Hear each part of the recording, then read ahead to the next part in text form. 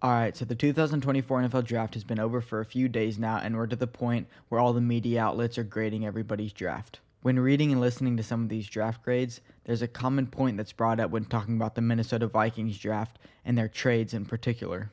Unless whoever's talking really didn't like J.J. McCarthy, they have no problem with the two players that the Vikings got in the first round, but what they do have a problem with is what they gave up in order to trade up to pick those players. And I want to dispute that a little bit because I don't necessarily agree with a lot of the points that these people are talking about. Let's take the first trade, for example, which was Minnesota trading up one spot from 11 to 10 with the New York Jets. The Vikings received the 10th overall pick and then a 7th round pick, while the Jets got the 11th overall pick, a 4th, and a 5th. Considering that before the draft started, most people were talking about how the Vikings were going to have to give up at least 3 first-round picks to go trade up for the quarterback of the future, this is not bad at all. Before the draft started, a lot of people had the Vikings trading up to pick 3, 4, or 5, giving up at least 2 or 3 first-round picks to go up and get their quarterback. And in the mock drafts that had the Patriots staying at 3 and taking Drake May, for instance, which ended up happening in real life, they still had the Vikings trading up to pick 4 or 5 and still giving up those same 2 or 3 first-round picks just to go up and get J.J. McCarthy.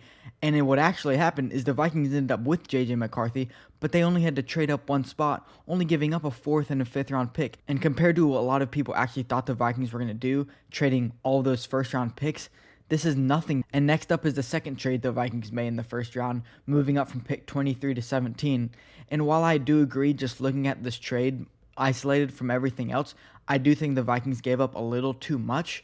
But when you consider what everybody was saying that they were going to have to do before the draft to trade up just to get J.J. McCarthy, what they trade up to get 2 really good players in the first round is nothing. And when I say nothing, of course I don't mean it's nothing at all. In all, they're giving up 7 picks and getting 3 back. So yes, they are losing picks, but in the end, what they ended up giving up to get their quarterback of the future in J.J. McCarthy and a top 3 edge rusher in the entire draft in Dallas Turner is what people thought that they were going to give up just to get J.J. McCarthy. For example, Mel Kiper Jr. with ESPN, one of the most respected guys in the entire NFL draft world, had this to say about the Vikings draft. He said, "My qualm about GM Kwesi Adolfo-Mensah's class has more to do with mortgaging the future of this Minnesota roster. He made the move in March to get an extra first rounder at number 23, which cost him his second round pick next year. And to trade up from 23 to 17, he had to give the Jaguars his 2025 third and fourth rounders. That means the Vikings just have 3 selections next year, 1 in round 1 and 2 in round 5. My biggest issue with this statement is that he says the Vikings mortgage the future of their roster. Let's take a look back at what the Vikings gave up in all. Now, I'm not going to mention the 10th, 11th, 17th, or 23rd overall pick because those are the main picks that the teams are swapping. So I'm just going to mention the picks that are being gained and lost in these trades. So in the Jets trade, they lost a 4th and a 5th round pick and got a 7th round pick back. In the Jaguars trade, they lost another 4th round pick and the 3rd and a 4th next year. And I also do want to mention that to get this 23rd overall pick, they did give up 2 second round picks to get it earlier with the Houston Texans. So in all, the Vikings gave up 2 second round picks, a 3rd round pick, 2 4th round picks, and a 5th round pick. Now, while I do agree that that does sound like a lot, when you look at what they got in return, it's just not as big of a deal as everybody's making it out to be. Now, I hate to keep harping on this, but they got the guy that a lot of people projected them to trade up into the top 5 to get. Plus, they got a top 3 edge rusher, a guy who a lot of people had as the top edge rusher in the class. And how do we know that these 4th round picks, 5th round picks are going to turn into anybody that's really going to contribute to the Vikings in the future? So at the end of the day, the Vikings picked 2 players in the top 17 of this draft, and both those players at what people consider the most important positions on the offensive and the defensive side of the ball, quarterback and edge rusher. Plus, people are acting like they don't have any picks until the 6th round next year. They still have their 1st round pick next year. They didn't have to give it up in trading up for either Dallas Turner or J.J. McCarthy. And when you look at it quickly, the Vikings only having 3 picks next year is not ideal, but I have a couple things to bring up that I think will change that, and that was in the back of Kwesi's mind whenever he was making these trades.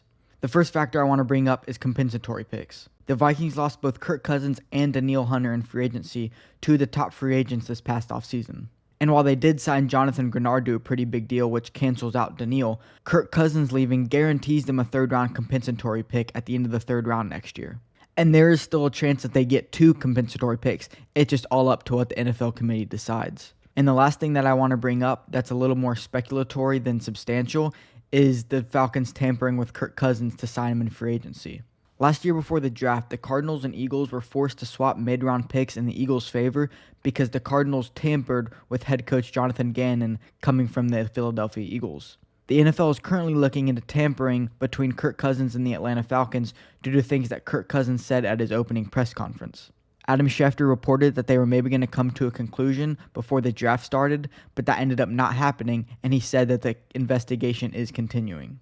And if the NFL decides that this tampering between Kirk Cousins and the Falcons really screwed over the Vikings in the beginning of the offseason, this could lead to a swap of picks, just like we saw between the Cardinals and Eagles before the draft last year. And while the Cardinals-Eagles tampering situation was with a head coach, this tampering situation is with a quarterback, the most important position in the NFL, and the top free agent available this past offseason. And if the league decides that tampering with the top free agent quarterback available is more significant than tampering with the head coach, the Vikings could just end up gaining draft capital instead of just swapping picks. And again, while that last part is more speculatory, it's another thing to keep in mind when saying that the Vikings mortgage their future in this year's draft. So just to recap, while the Vikings did trade away multiple second-round picks, third-round pick, and some later-round picks, in the end, they still made 2 top 17 selections in this year's draft. They still have their first-round pick in next year's draft. They're going to get at least 1, if not 2, compensatory picks in next year's draft. Plus, with this tampering situation between the Vikings and Falcons, they can end up profiting even more off of that. And not to mention, the Vikings are currently projected the 5th most cap space in the NFL next offseason, with nearly $160 million to spend on free agents. So if they do have a few less draft picks, they'll have plenty of money to spend on free agents to help build their roster. And before we go full Mel Kiper Jr. here saying that the Vikings mortgaged their future with the trades they made this year, let's keep everything else into consideration when making a statement like that.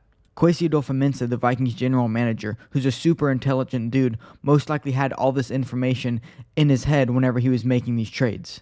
So let's keep all of that in mind before we go on saying that the Vikings mortgaged their future with the couple of trades they made in this year's draft. Alright, that's going to do it for this video. That's just been something bothering me when I'm reading and listening to these draft grades. I appreciate you watching. I hope you enjoyed my insight. If you have anything else to add, please feel free to comment down below. Or if you disagree with something I said, please feel free to comment that down below as well. Once again, thank you for watching, and I'll see you next time. Character things. Listen, thank you that I got here.